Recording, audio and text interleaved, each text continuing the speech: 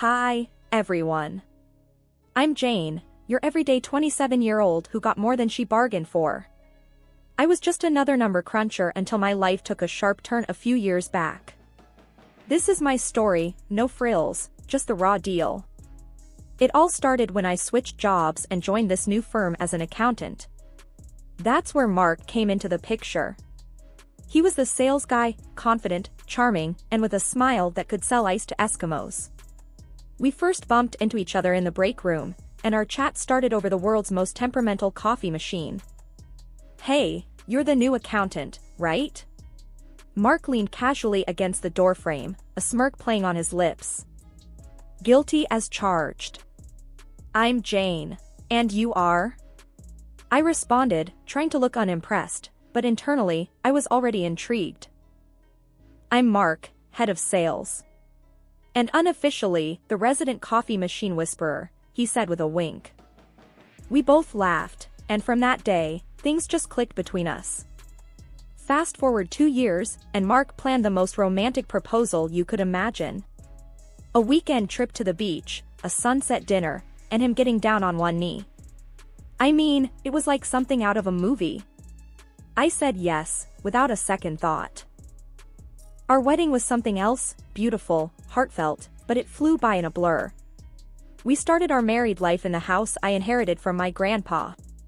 It's a quaint, old place with a lot of character, and I've always loved it. A few weeks after settling in, Mark brought up a life-changing idea. "Babe, have you ever thought about taking a break from work?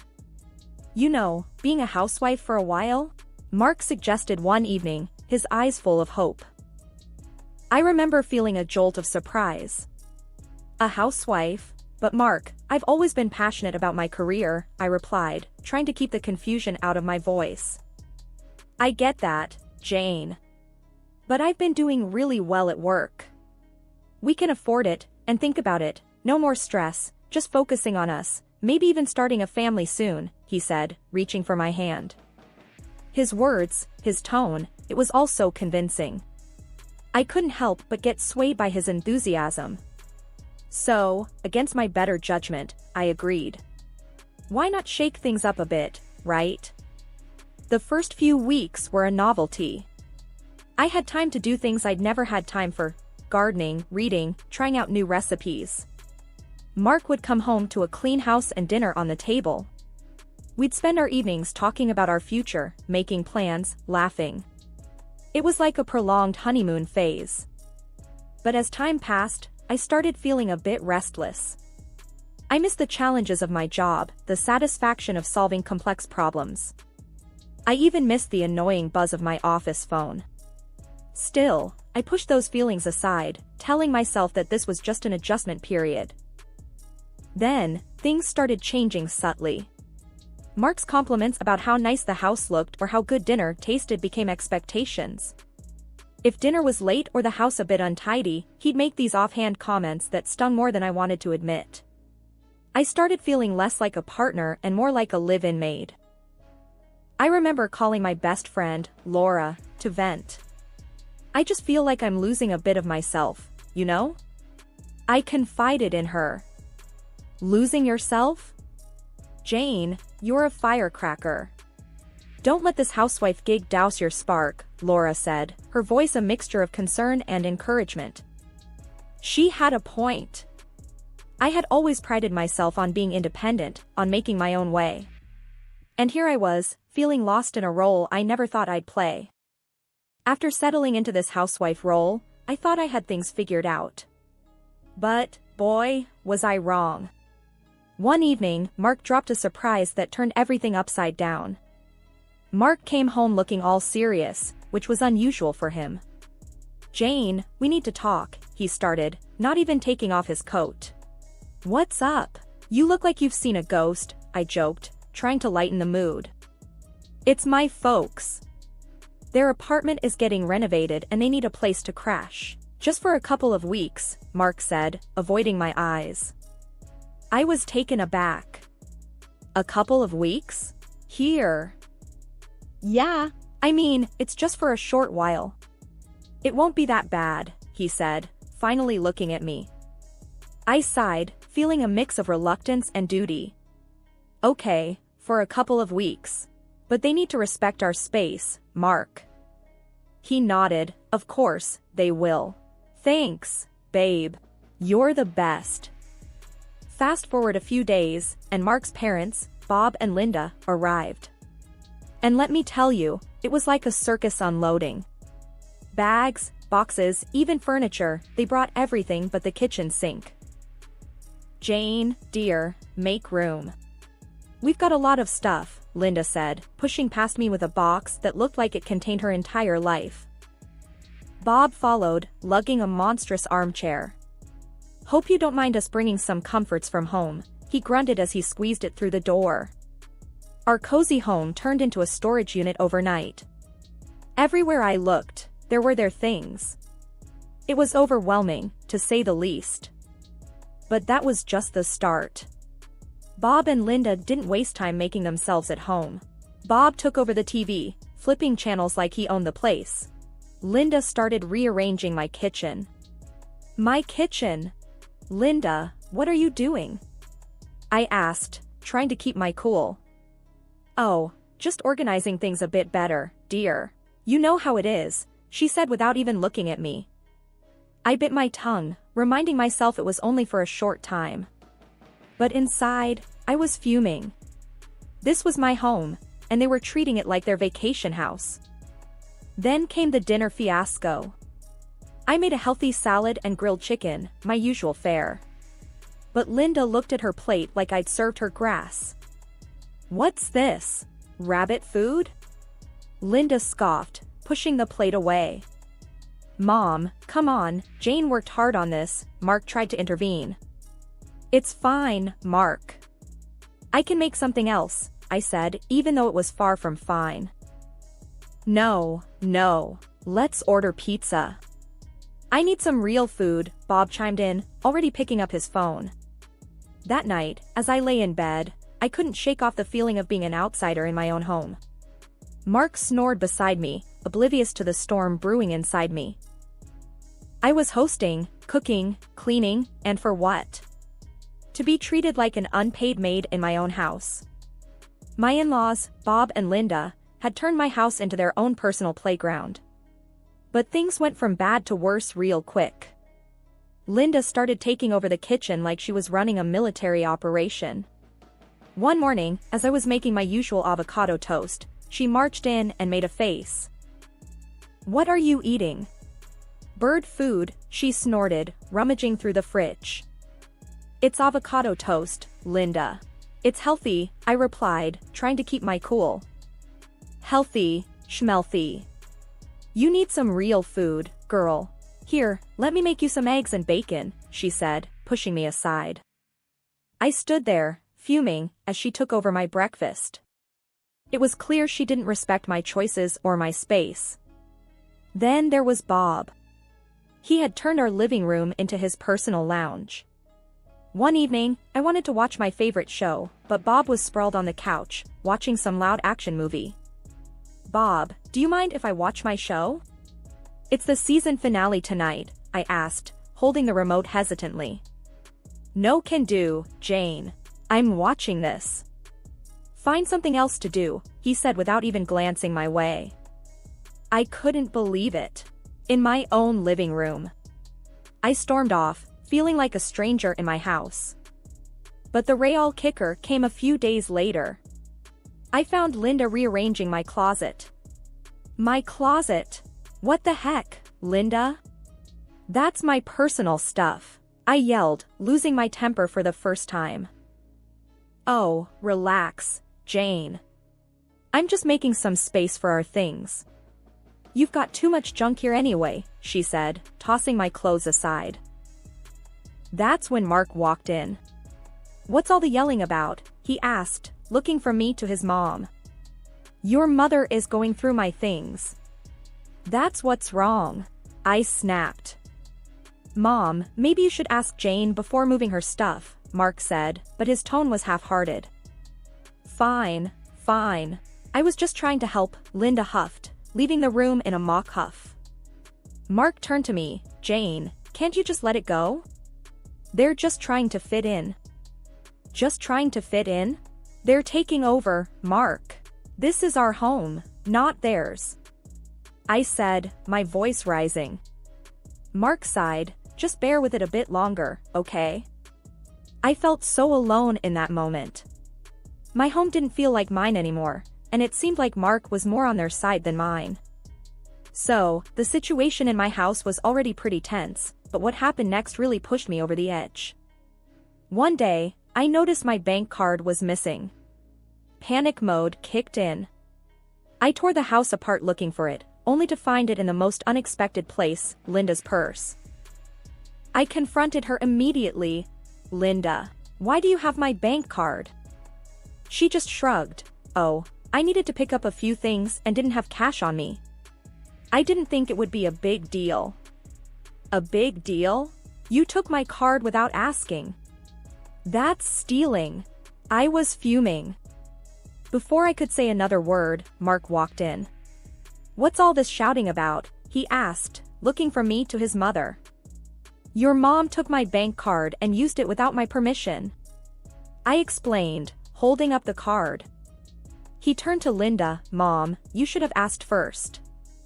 Linda rolled her eyes. I just needed a few groceries. It's not like I bought a diamond necklace. I couldn't believe my ears. It's my money, Linda. You can't just take my things. That's when Mark dropped a bombshell. Jane, let's not blow this out of proportion. You live off my money anyway, so what's the big deal if my mom uses it? I was speechless. His words hit me like a slap in the face. Your money? I can't believe you're saying this.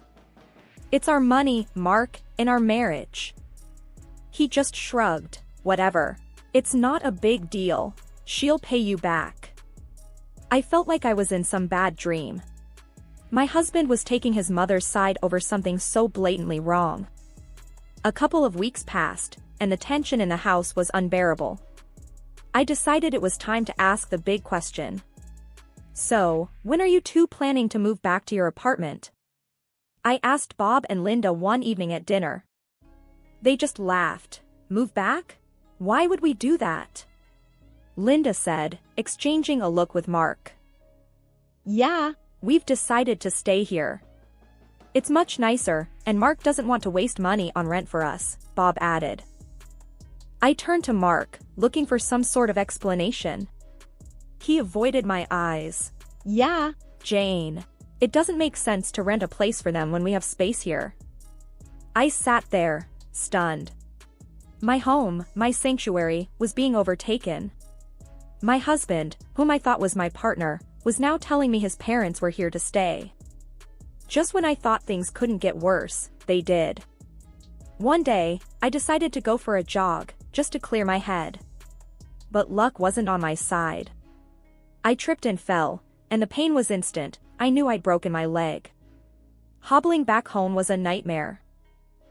When I got back, I found Mark and his parents in the living room. Mark, I think I broke my leg. I need to go to the hospital, I said, trying to keep the pain out of my voice. Mark looked up, annoyed. What now, Jane? Can't you see we're busy here? Linda chimed in, oh, stop being dramatic. It's probably just a sprain.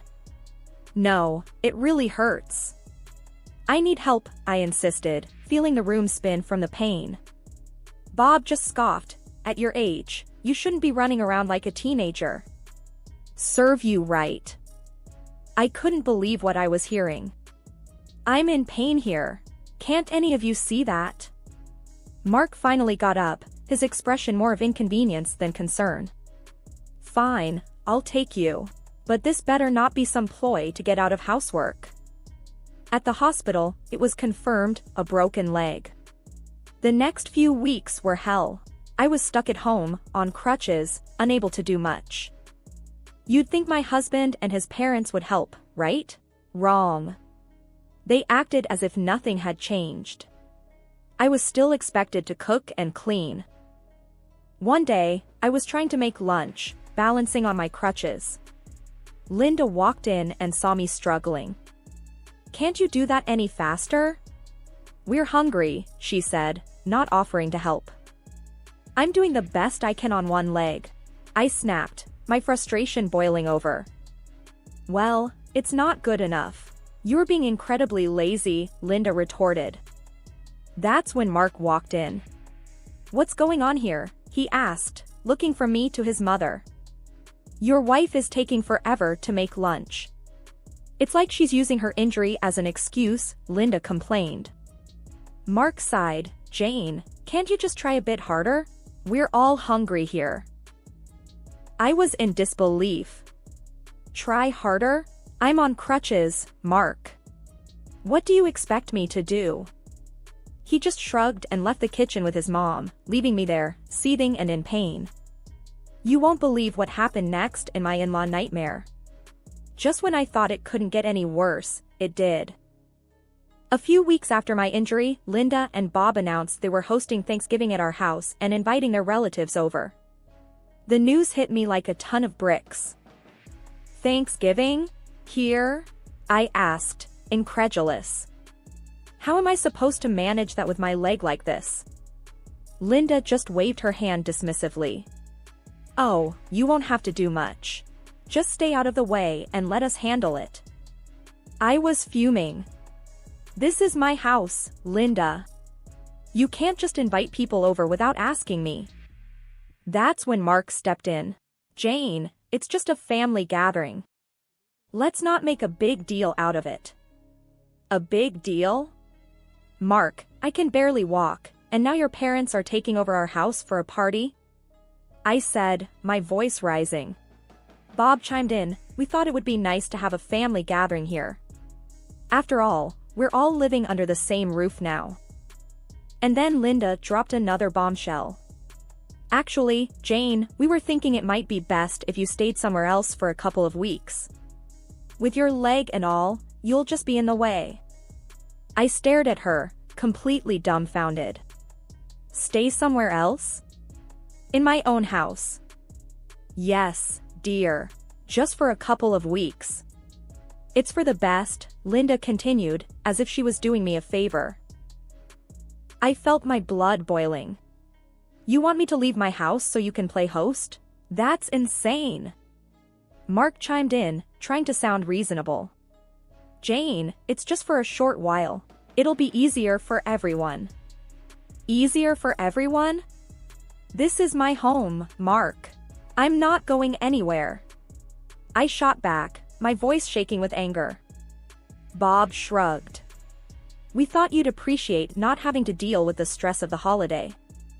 That was it. I lost it. Get out.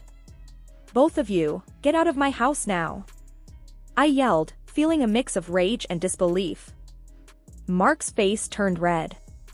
Jane, you're being unreasonable. They're my parents. You can't just kick them out.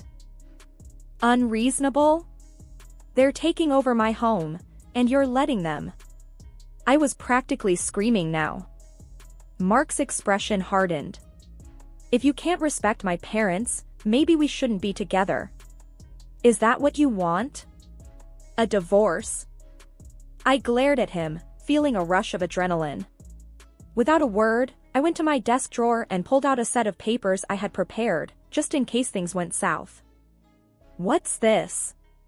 Mark asked, his voice faltering as he took the papers from my hand. Divorce papers. I've had them ready for a while now, I said, my voice steady. Mark looked at me, then at the papers, and back at me. You're serious? You'd really go through with this? Yes, I am. I won't be bullied in my own house. Not by you, not by anyone, I said, feeling a strange sense of empowerment amidst the chaos. Linda and Bob just stood there, speechless. Mark looked like he had been punched in the gut. The room was thick with tension. Make your choice, Mark. Your parents or our marriage, I said, holding my ground. Mark laughed, a cold, hard sound that sent shivers down my spine. Fine, he said, and to my shock, he signed the papers right there and then. You'll regret this, Jane. You can't even support yourself without me. I watched him, feeling a mix of relief and disbelief. "I'll manage," I said, though my voice was barely a whisper. He shrugged. "Your loss." Then he and his parents gathered their things and left. Just like that, my marriage was over. The moment the door closed behind them, I felt a strange sense of peace. I was alone, yes, but it was a better alternative to the constant tension and disrespect. The first thing I did was change the locks. It felt like I was securing my own personal fortress. Thanksgiving came around faster than I expected. I was still adjusting to my new reality, finding comfort in the quiet of my own company. Then, unexpectedly, there was a knock at the door. I opened it to find Mark, his parents, and a bunch of their relatives standing there, ready to celebrate. "What are you doing here?" I asked, stunned. "We're here for Thanksgiving, Jane." "Did you think we were serious about not coming?" Mark said with a smug look. I couldn't believe the audacity. "You're not welcome here anymore, Mark. This is my house, and you're not my family, not after what you did." Linda piped up, "Oh, come on, Jane. Don't be so petty. Let's just have a nice dinner." I stood my ground. "No, you need to leave, now." Mark laughed. "You can't kick us out. This was our family home." "Not anymore. I've changed the locks, Mark. You gave up any right to this house when you signed those papers," I said, feeling a surge of empowerment. There was a moment of silence, then Mark's face turned red with anger. "Fine. Have it your way," he said, and they all turned and left. After the Thanksgiving showdown, I started to rebuild my life, and let me tell you, it wasn't easy, but it was mine. A few weeks after Mark and his family left for good, I was sitting in my quiet, peaceful living room when my best friend, Laura, dropped by. "Hey, Jane. How are you holding up?" Laura asked as she walked in, her eyes scanning the room. "Better than I expected, actually," I replied, offering her a smile. Laura sat down, looking at me closely. "You seem different. Stronger, somehow." I chuckled. "Yeah, I guess getting rid of dead weight does that to you." We both laughed, and in that moment, I felt lighter than I had in months. "But seriously, what's next for you, Jane?" Laura asked, her tone shifting to something more serious. I took a deep breath. "I'm going back to work. I've already started looking for accounting jobs. I'm not going to lie, it's a bit scary, but it's time to get back on my feet." Laura nodded. "That's the spirit. You were always the smartest one at the office. They'd be lucky to have you back." Her words meant a lot, and they gave me the boost I needed. I was ready to face the world again, on my own terms. The next few weeks were a whirlwind of job interviews and getting my life back on track. I landed a great position at a local firm, and for the first time in a long while, I was excited about the future. My home was mine again, my life was mine again. I had faced the worst and come out stronger. My name is Elaine, and at 38, I thought I had most of my life figured out. I had a loving husband, Michael, and a peaceful life until my mother-in-law, Clara, became an unsettling fixture in it. Her interest in our lives, while typical to some degree, was claustrophobic. Nothing prepared me for the cold vacuum that greeted me in our bedroom after the cheer of my mother's 65th birthday party. It was a gut feeling that something wasn't right, a prelude to the bad news I was about to discover. The spot on the dresser where my watch usually lay was empty. It was more than a watch. It was a milestone, a gift worth $12,000 from my mother on my 25th birthday, embodying her sacrifices as a single parent. It was irreplaceable to me. My eyes darted around the room, refusing to believe, but evidence to the contrary was stark and undeniable. "Michael, have you seen my watch?" My voice trembled, laced with a panic that was rising as rapidly as my heart rate. He appeared in the doorway with a composure that felt out of place. "It's okay, Elaine. It's here somewhere. Don't worry about it." He attempted to reassure me, his voice too steady.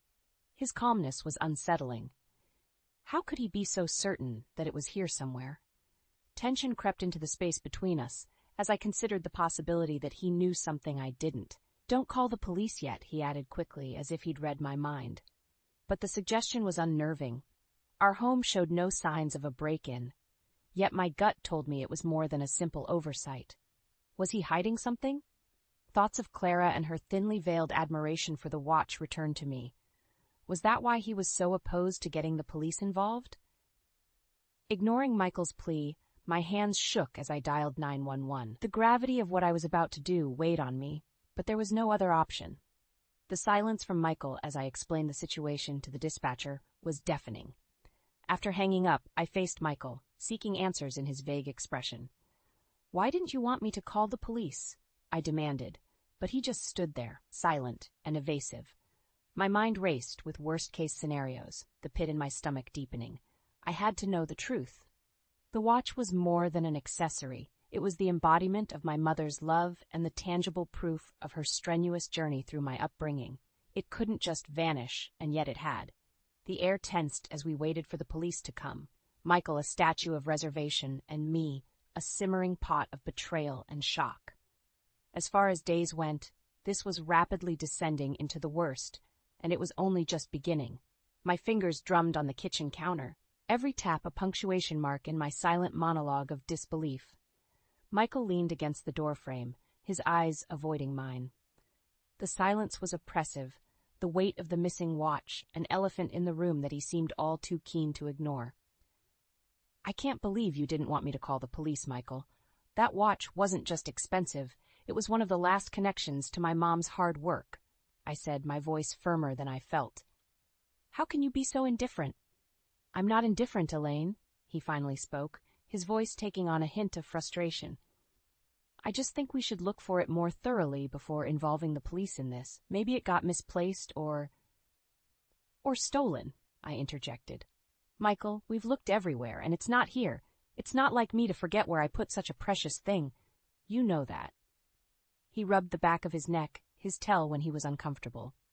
I knew him well enough to recognize the signs. He was holding something back. Suspicion gnawed at me, my trust waning with each passing minute. "You're not saying something. Do you know where my watch is?" I asked point blank, hoping for an honest revelation. Instead, he shook his head, a feeble attempt at reassurance that failed to comfort me. The uneasy feeling had lodged itself in my chest the moment we stepped into the house. Now it was growing roots. In the hours we'd searched, Michael had remained oddly composed, as though the disappearance of a $12,000 watch was a trifling inconvenience. It didn't add up, especially when Clara popped into my mind. She had never been subtle about her desire for lavish things, her eyes greedy whenever they landed on my watch. The police would arrive soon, and I was faced with a dichotomy: my once unwavering trust in Michael, or the unsettling thought that maybe he and his mother were not as transparent as they had seemed. "You didn't let her come here while we were away, did you?" I asked, dreading the answer. "No, of course not, Elaine," he replied with an uneasy chuckle. "Why would I do that?" I wanted to believe him, yet my instincts screamed otherwise. Michael's mother's shadow loomed large in our lives, her weekly visits blurring the lines between marriage and maternal rule. I recalled the way Clara would command our space as if it were her own, and Michael's lack of resistance infuriated me. The sound of the doorbell sliced through the tension. My head snapped towards it, the chime marking the arrival of the consequences, the descent of the abstract into the painfully tangible. Michael's face paled, and I knew that whatever came next could potentially unravel the life we built together. With a deep breath, I strode towards the door, ready or not for the revelations it would bring. The door creaked open to reveal two uniformed officers, their expressions a blend of professionalism and subdued curiosity. "Ma'am, we received a call about a potential theft?" one of them inquired, glancing from me to Michael, now standing awkwardly behind. "Yes, officers. Please come in," I said, mustering a welcome that my rattled nerves barely supported. As they stepped into the house, my resolve strengthened. The law was on our side now. Michael's mother, Clara, had overstepped her bounds one too many times, and if she had taken my watch, justice needed to be served. I led the police into the living room and recounted the events leading to the discovery of the missing watch. They jotted down notes, their eyes occasionally lifting to measure our reactions. "It's an heirloom of sorts," I explained, my throat tightening. "My mother gave it to me on my 25th birthday. It's worth a lot, but not just in money. It's sentimental." "I see," the officer's pen paused. "And you suspected Mrs. Clara, your mother-in-law?" His eyes peered into mine, searching for certainty. I nodded, flashing back to the weekend before. I had caught Clara ogling the watch with an intensity that was discomforting. When she asked to try it on, it almost felt wrong, but I couldn't find a graceful way to say no. "There was this one time." My voice trailed off, lost in the memory of pure disbelief when Clara had audaciously said the watch would look better on her wrist and practically demanded I give it to her. The way Michael had danced around the issue had frustrated me then, but now it filled me with dread. Officer Jenkins followed my gaze to Michael, who was worrying the hem of his shirt with quivering fingers. "Mr. Michael, do you have any idea about the watch's whereabouts?" "No, officer." Michael's voice was a shade too quick, a note too high. "I love Elaine.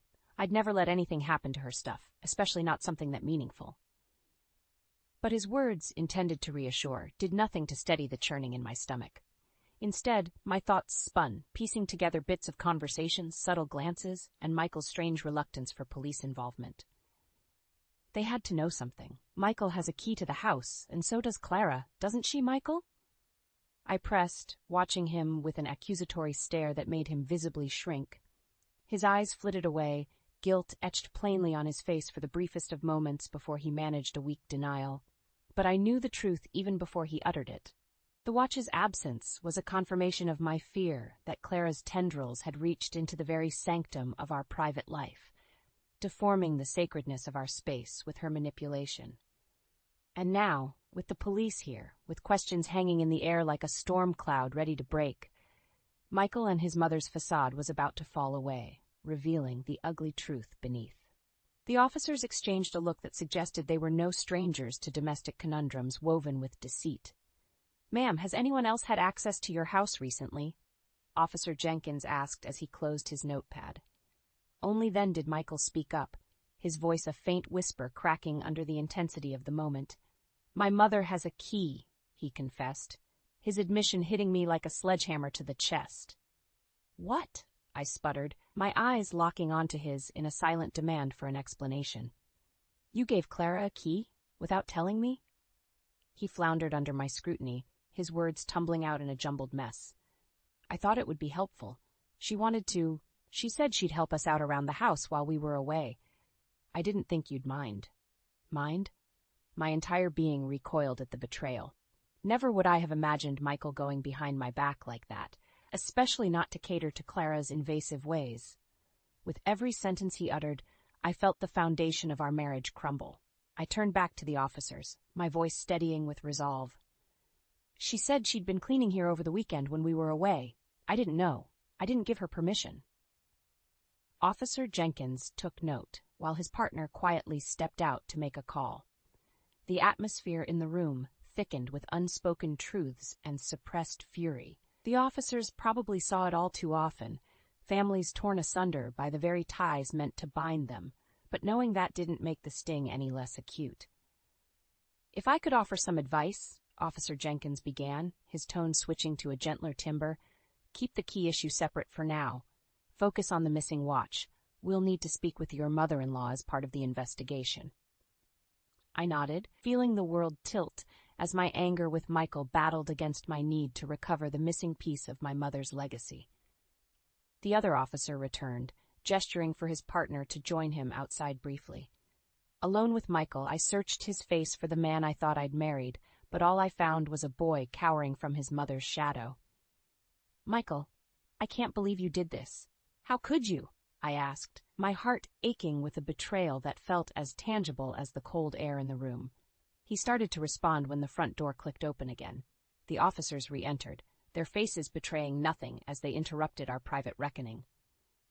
"Mrs. Parker, we'll need to visit Mrs. Clara to inquire about the watch. Can you provide the address?" I nodded, feeling a mix of vindication and sorrow. This was it. The turning point where the wishful threads of trust and unity in our marriage would either unravel entirely or be spun into a more complex, resilient fabric. As Michael recited his mother's address, I braced myself for the inevitable storm ahead.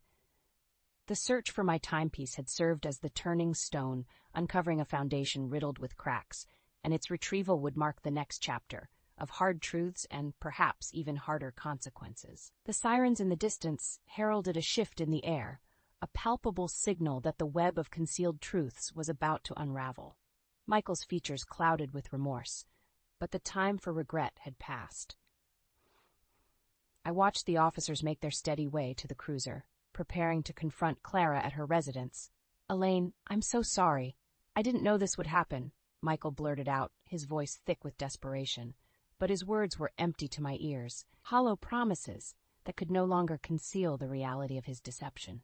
"You should have thought of that before, Michael," I said coolly, moments before following the officers to their car. My mind was resolute, a mixture of anxious determination to retrieve the watch and simmering indignation over the betrayal. We arrived at Clara's house, a neatly kept bungalow adorned with Michael's childhood photos lining the mantelpiece and the heavy scent of lavender hanging in the air. The door swung open to reveal a flustered Clara, whose cheeks flushed a deep crimson upon seeing the uniforms. "Clara, have you seen a watch here? A watch that does not belong to you?" Officer Jenkins asked directly, his gaze sweeping the room for any sign of the coveted possession. Clara scoffed, feigning ignorance. "Why would I have Elaine's watch? Michael, tell them.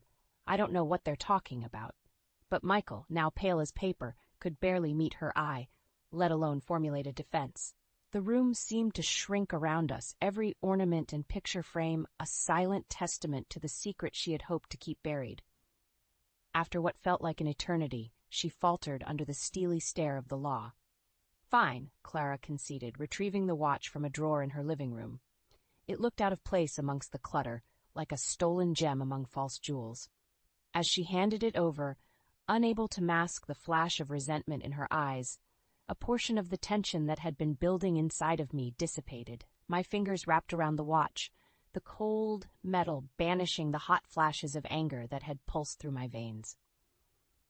"We'll need to take you in for questioning, Mrs. Clara," the second officer said, her tone firm but not unkind. The ensuing silence was fraught with the unspoken acknowledgement that things would never be the same again. Clara's shoulders drooped, the fight bleeding out of her as she collected a shawl and followed the officers out the door. Michael and I were left in the wake of the storm. The chasm between us widened beyond repair. He reached out for me, but I stepped back, my gaze locking with his in a moment of lucidity. "I trusted you, Michael," I whispered, the watch in my grip grounding me as I prepared to confront both our futures alone. "But that trust is broken now." The silence settled heavily on my shoulders as I stepped out of the house, leaving Michael behind, the watch safely in my possession, but my heart fractured in ways I hadn't anticipated. Soon, I'd have to pick up the pieces, but for now, I let the gravity of betrayal and newfound independence wash over me. As the officers drove away, the engine's hum and the fading sirens underscored the gravity of what had transpired. In the cool blue twilight of that tumultuous day, I sat on the steps outside Clara's house, clutching the recovered watch to my chest, the timepiece a bitter reminder of the intertwined love and lies that had governed my life. Michael emerged from the doorway, his footsteps hesitant as he approached where I sat. "Elaine," he murmured, his voice laden with regret. I didn't look up. "You lied to me, Michael," I stated plainly, cutting through the myriad of emotions with a scalpel-sharp clarity. "You put your mother before your wife, and now, here we are." He sat beside me, exuding a sense of defeat that seemed to fill the space between us. "I know," he conceded. "I was wrong, but I never wanted it to come to this." "Intentions don't always matter, Michael. Actions do. I can't just dismiss what happened because you're sorry." He nodded, his silence a tacit acknowledgement of the gulf that had widened too far to bridge with apologies. In the silent contemplation that followed, I found myself thinking about my mother. She'd raised me to be strong, to value honesty and integrity in relationships. But she also instilled in me the understanding that mistakes, even painful ones, were part of life's journey. opportunities for growth and self-reflection. I rose from the steps, the watch's weight a grounding presence on my palm. I need time, Michael, to think about where we go from here, where I go from here. He didn't try to stop me as I walked away, each step stirring a potent mix of sorrow for what was being left behind and resolve for the uncertainty ahead. In the days that followed the incident, I contemplated my next steps. The divorce wasn't easy, accompanied by whispered rumors and sympathetic glances, but it was necessary, a step closer toward healing and away from a marriage marred by disillusionment. The once formidable figure of Clara, broken by the repercussions of her actions, had paid the price for the damage done. Her savings were depleted to compensate for the watch's restoration, and the rift between her and Michael grew into an insurmountable chasm. Faced with the harsh realities of her choices, she lived a muted existence, a shadow of her former self. Michael, burdened with regret and tarnished by the domestic turmoil that seeped into the corners of his professional life, left his job amidst the ensuing whispers and speculation. The echoes of our fractured union shadowed him long after our paths diverged. As for me, I returned to the watch box, placing the wristwatch back within the soft velvet confines. It represented a time both treasured and tormented. A period in my life that was over, but would forever realign my perspective on trust, love, and independence. The road ahead was mine to walk alone, and I took my first steps with the certainty that no matter what lay before me, I would rise above the challenges, fortified by the lessons of the past. I was ready to weave a new chapter, appreciate newfound freedoms, and cultivate a future forged from the strength gained in the storm's eye.